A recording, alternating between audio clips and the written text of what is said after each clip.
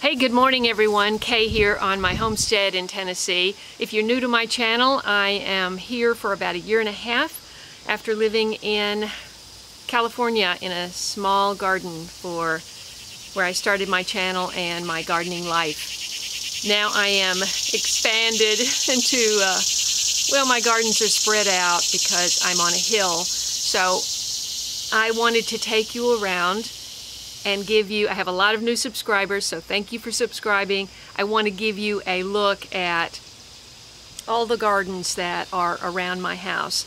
And we're going to do this very quickly, so here goes.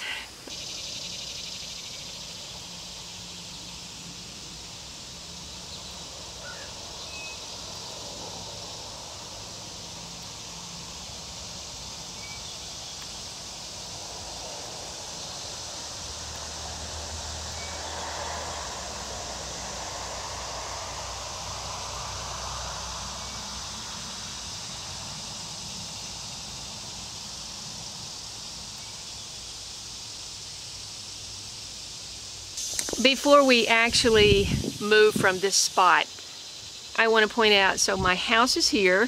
This is where you see me on my porch all the time.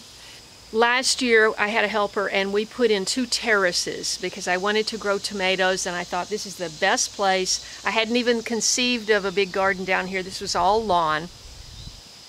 And this was the first big move that I made because I had a couple of raised beds. They're all back here too, and the blueberry enclosure. You've seen that recently.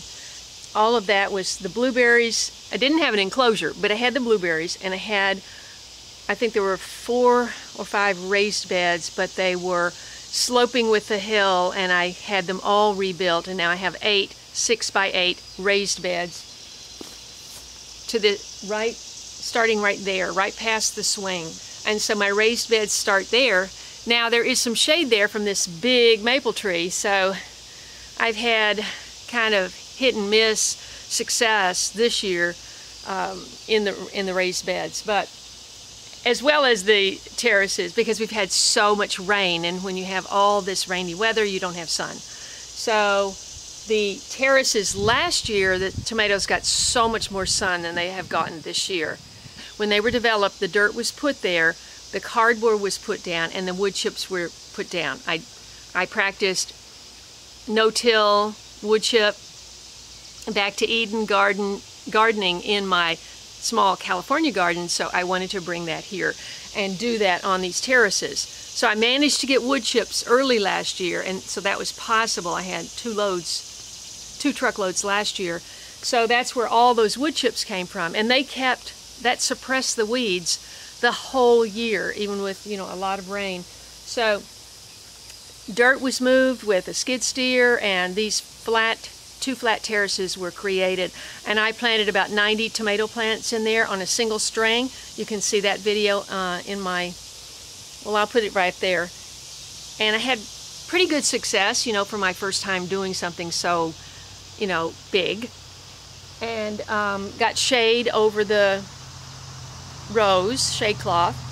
And this year I planted about 80 tomato plants in there, and we had some major hot weather, 10 days of 90+ degree weather and no rain, and so they got off to a rough start.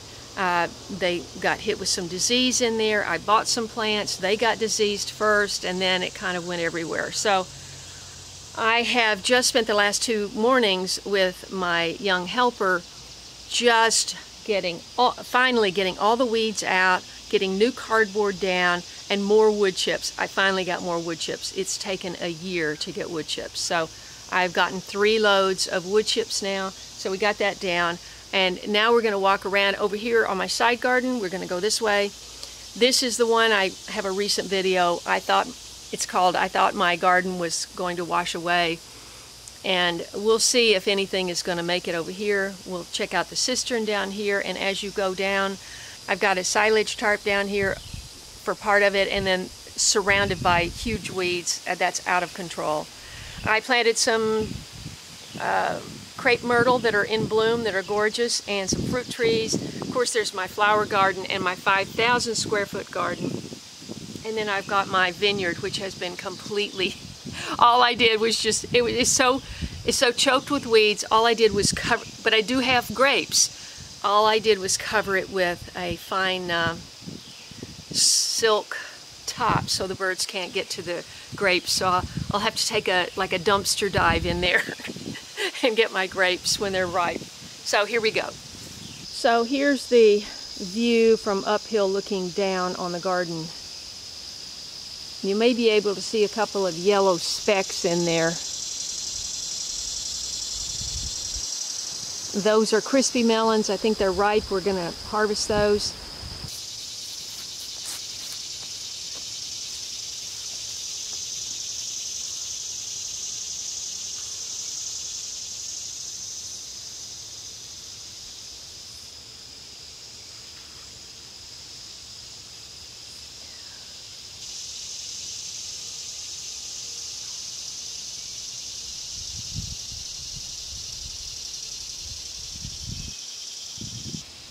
These yellow wax beans just didn't do well at all, but I do see that I can pick a few. Oh my gosh. See, it's just, I don't know. When the vine comes off like that, it's just,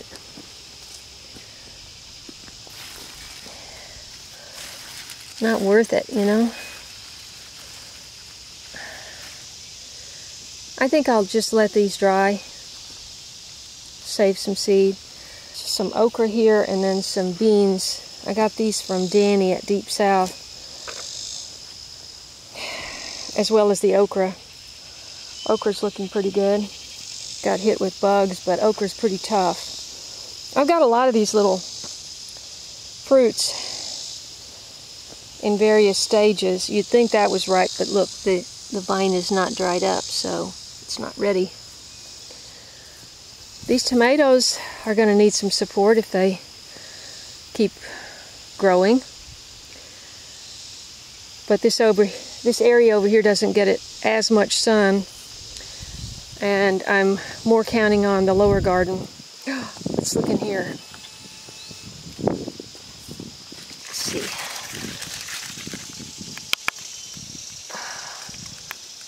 No, those are both hard. Look, that is gorgeous. They look good. Two different varieties.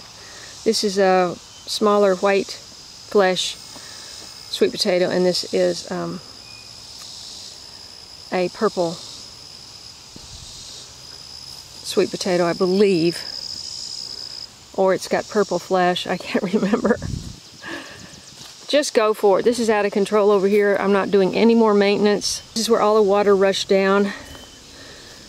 The watermelons like a lot of water, so maybe some of these will actually turn into, I've got different varieties here,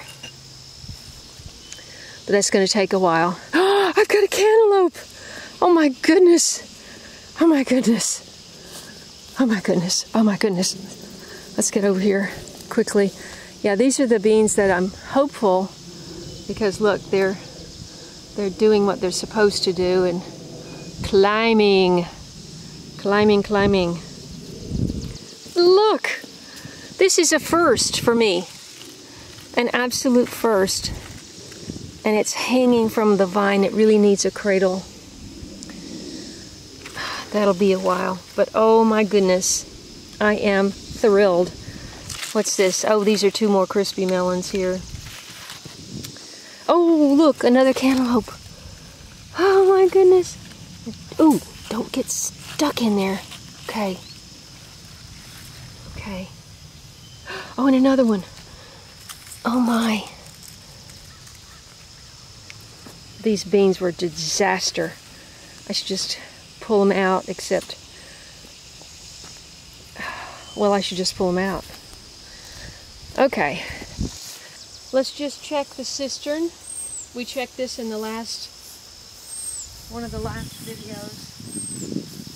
This has thorns, so I got to get rid of that.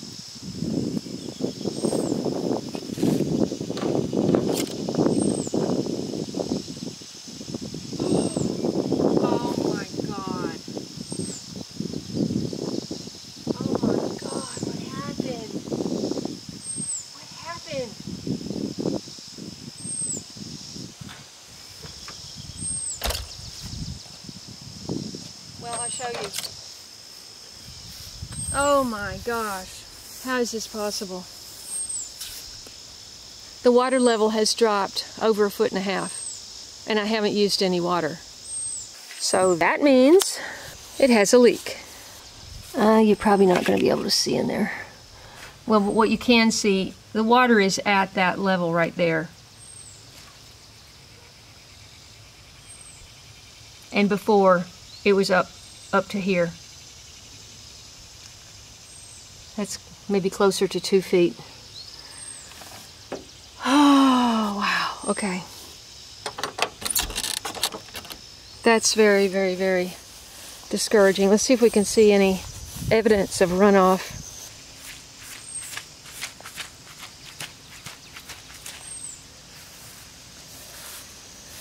Water kind of finds its own. Ooh, yeah. It did not rain yesterday, so that should not be there. I just looked up this plant and it's curly dock. And I think people have said that you can eat that, but I'm not sure. I'll have to look that up. So clearly, we just had so much rain so fast, it filled the whole thing up and overflowed. And then it just started leaking because I've got this kind of stagnant stream going down through that way.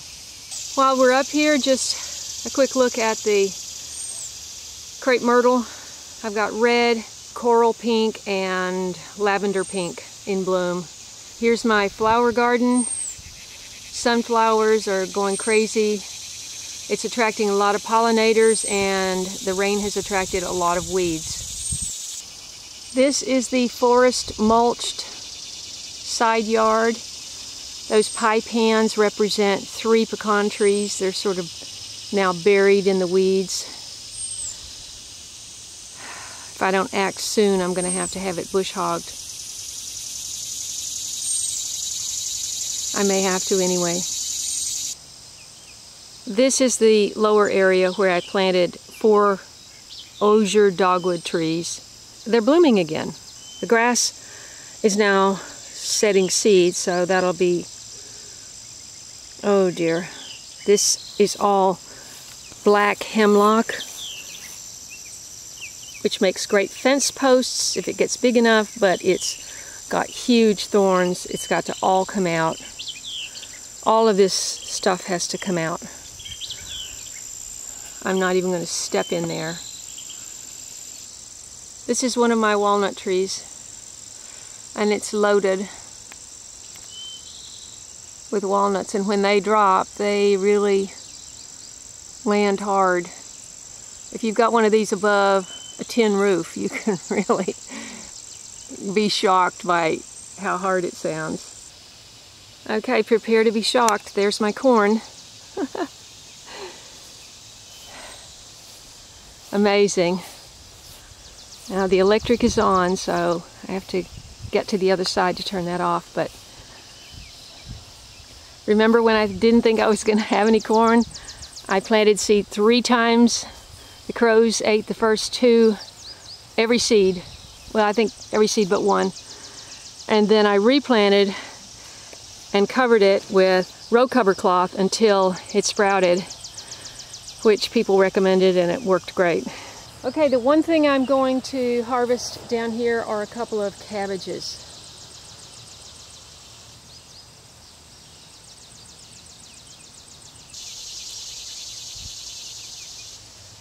Okay, the sun popped out. Here's my corn. It's not as tall as Daryl's corn, and I did get the seed from his corn that I grew last year. Oh, I've got some peas in there. Let's check it out.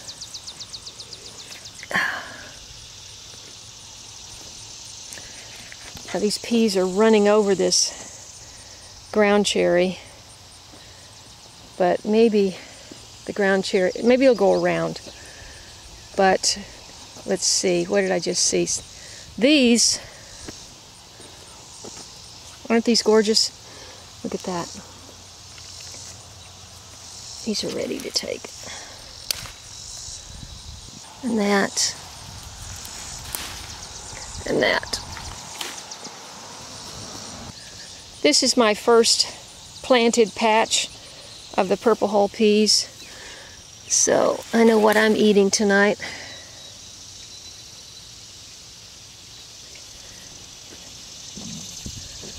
Let's see. Yeah, I got a few more here.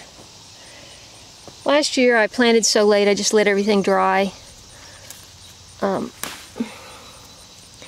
I did make a video making some stew from the peas.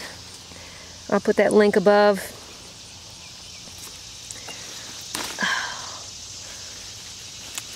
I can get all of these. These are ready to eat. Come on. Okay. I think that broke. All right.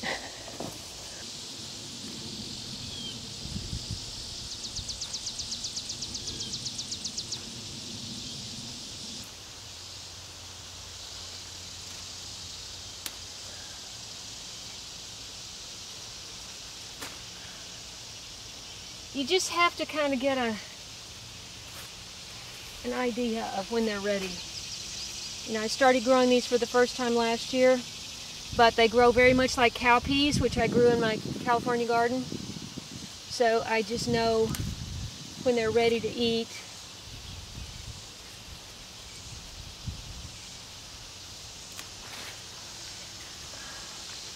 Some wind up being, oh my gosh.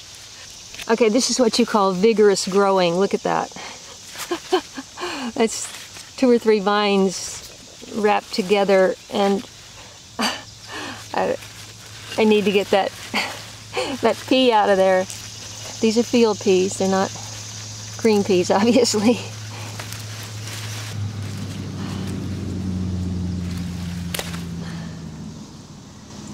Okay.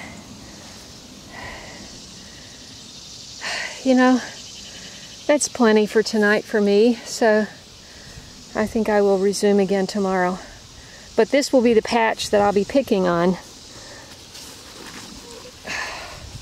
because the other 2 patches were planted later. This is a weed that is just...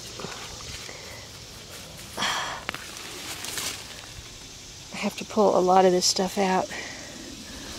I saw a couple more here that, yeah, these 2. And that one. Okay. I mean, sometimes they turn pink, the pods, and sometimes they don't. Okay, pick your dinner. The beauty of growing your own food. Just wanted to give you an internal, standing inside the middle of the garden, 360. The speckled squash here is the cushaw, and I'm not sure what these huge leaves are. I mean, these are the biggest squash leaves I've seen that I've ever grown. So I don't know what they are. See how the vines look down there. Oh, that vine is split. That means it could be, that's what you don't want, is to have those vines split, because that's where the squash beetle gets in. And it would be pretty much impossible to spray this now with this canopy here. Picking up where I left off, just doing a 360. Now that okra over there should have been thinned, and it wasn't. But remember these mounds, they were kind of empty, and the watermelon is really starting to fill them up now. It'd be nice if this whole section could get filled up. There's the back. There's the okra that I planted first with these peas. And that's just a quick cursory look. You can't even see beyond the tomato wall over there. That's the tomato wall. There's actually some cow peas growing on it too. I'm very excited about this hyssop. I planted it too close, obviously, because peas like to... Oh, I just broke that off, and that could have produced a lot of peas. They're very, very tender. They're tough but tender. I had 3. Oh, there's the other one. Oh, wow, okay. It's kind of in here. I messed up. I did not get these transplanted, obviously. And I think that would probably kill them now, so just gonna see what happens. I still have a little bit of my California mentality of planting things close together. And I thought I had plenty of space here for these eggplants. There's a lot of damage. These are flea beetle holes. I don't know what these big holes are, but it'll be interesting to see if we get... Oh gosh, look at that. Look at that, all of those vines crawling over this eggplant. Oh, brother. Well, I had way too much eggplant last year. Couldn't give it away. Tried. So these are doing okay. Eggplant has very pretty flowers. Look at that. Love eggplant flowers. These are my heirlooms, and I sent a picture to my uncle, and he said he was very proud of me. So we'll see. Fingers crossed. And the new sunflowers came up. The only reason you don't see weeds down here, by the way, is because Randy tilled it. I thinned them out once. I might have to do it again, because sunflowers, some of them get really big. You never know when you plant a mix if you've got little ones or big ones. Half of my elderberries are ripe, and they are going in the freezer today. They're in the fridge, but they're going into the freezer to wait for the other half, which are still in the white mesh bags.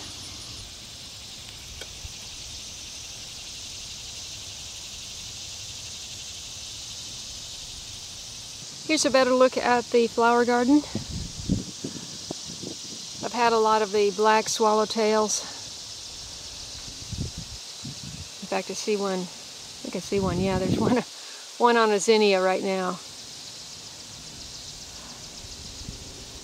Only seen one monarch this year. Here it comes. There it goes. Yeah, there it goes. Here are the tomato terraces. Over on the right are 3 cranberry hibiscus on the front row of terrace number 1. That's terrace number 2. These preparations of cardboard and wood chip should get me through until next spring.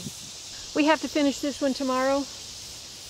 You see on that row and the side, that's all been done, and then this needs cardboard and wood chips in these 2. The outside has already been done. This is the blueberry enclosure. Blueberries are done for this year. I let the weeds get out of control, obviously, so now that the blueberries are gone, we're going to roll up the netting all the way up high. Because last year, believe it or not, this thin little netting held back a big snowdrift and collapsed the whole thing. So I'm going to roll up the netting and completely clear out all the weeds and put down more cardboard and wood chips and leave it until they start blooming, and until after they bloom in the spring. These are my raised beds, and some things went crazy, like the blue spice basil and the fennel, and other things didn't do well at all. So I've got a few peppers, not nearly what you'd expect from the late bloomer garden, but it is what it is. We have a lot of work to do in here. Down towards the end is the blackberry arbor. Just beyond the guy wire of the power pole is the big potato mound number 2, and that did not get harvested a month ago when it should have, and it's sprouting back. So since I have plenty of potatoes still sitting in my living room, I don't have a root cellar, so they're all laid out in flat boxes in my living room where it's cool. I'm just going to wait to harvest. That big bush coming off the side of that raised bed is blue spice basil, and I've got that planted all over the place. But that particular one went crazy. Some of the marigolds also went crazy coming out the sides. I sort of imagined they were just going to stay compact and have beautiful blooms, but no. They have big bushy bushes. Beyond that is the blooming fennel, the yellow up here. And beyond that is asparagus fern.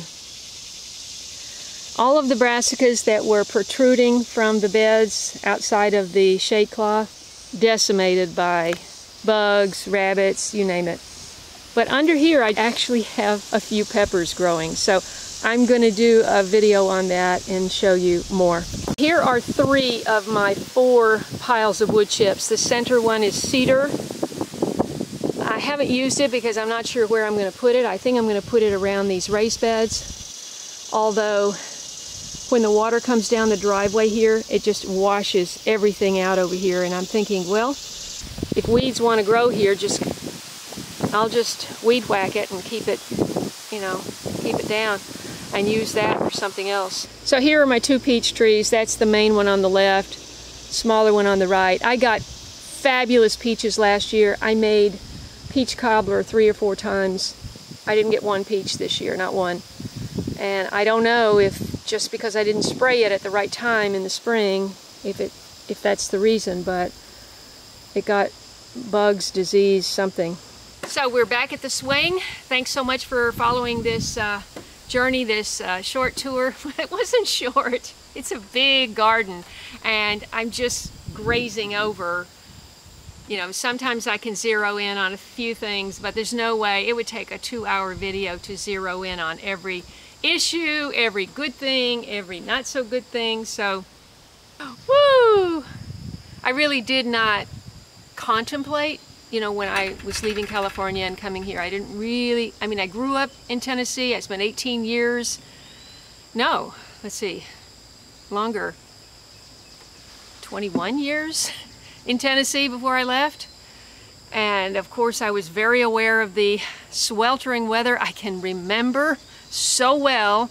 We didn't have air conditioning in our high school. We had an old high school building. We had the windows open. There was no air conditioning. Just imagine. People have it so soft today. And the girls had to have their PE during the day.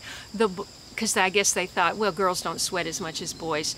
So, and they couldn't have the gym. They only had one gym. So the boys got the gym after school, so they could go and sweat and have a luxurious shower and all of that. And the girls had to go to PE during the day, you know, and we wore makeup and we did our hair back then, and we had on skirts and shoes and, you know, none of this flopping around in, what's it called? Latex? No, not latex. Flopping around in, you know, just stretch fabrics that you throw into the washer. We wore real clothes. I wore a lot of clothes that my mother made me, you know. So, but anyway, we would have to go to gym and run up and down all those, do the killer dealer races and go up and down the stairs and do all those exercises, and we would just be sweating bullets, and we didn't get to have a shower. We had to just sort of pat dry and just, you know, just dust, you know, pat dry and get our clothes on and go back to class. So, not fair. That's okay. That's okay. I'm happy. I'm happy to have had my upbringing the way I had it, because I think that it's helped me to have a lot more common sense. Oh man, so thank you so much for spending this time with me. If you're interested in building a sustainable homestead and you want to learn about the challenges and the rewards, I hope you'll subscribe. Click the bell for notifications, scroll down and click all, And I look forward to seeing you in the next video. See you next time.